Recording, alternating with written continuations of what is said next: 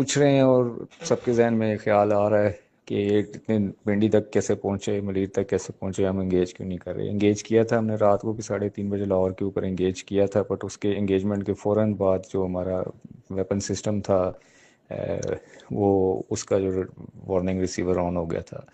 Which means कि वो detect हो गया था, जिसको हमने फिर शिफ्ट करना पड़ा। ये जो ड्रोन्स आ रहे हैं इन पे ईएसएम सूट माउंटेड है। इनका पर्पस है कि ये हमारे ग्राउंड बेस्ड एयर डिफेंस की रेडिएशंस को डिटेक्ट करें और डाटा लिंक के पीछे ये हमारी लोकेशंस को ट्रांसमिट कर देते हैं कि जो उनके कमांड सेंटर्स को, कि कहाँ से उनको हमने लॉक किया है, जिसकी वजह से हमारे ग्राउंड बेस्ड एयर डिफेंस के जो सिस्टम्स हैं, लो मैड्स हैं, हाई मैड्स हैं, उनकी लोकेशन डिस्क्लोज हो जाएगी।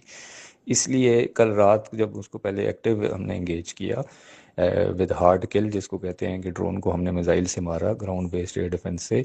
तो जिसके बाद जब हमें उसका थ्रेट का अंदाज़ा हुआ कि this is for this purpose they are being using Israeli drones हैं, तो that's why it was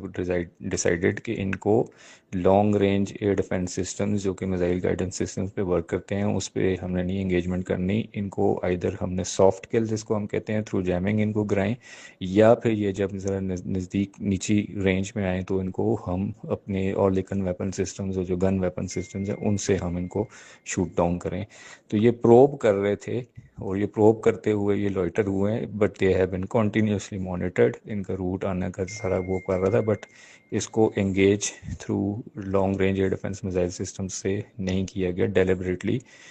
to avoid the detection of own systems. Henceforth जब से वो अपनी रेंज से उन्होंने ऑल्टीट्यूड को उन्होंने कम किया टू मज़ीद probes as said in the language के ट्रॉल करने के लिए, वो करने के लिए, तो उसमें फिर हमने उनको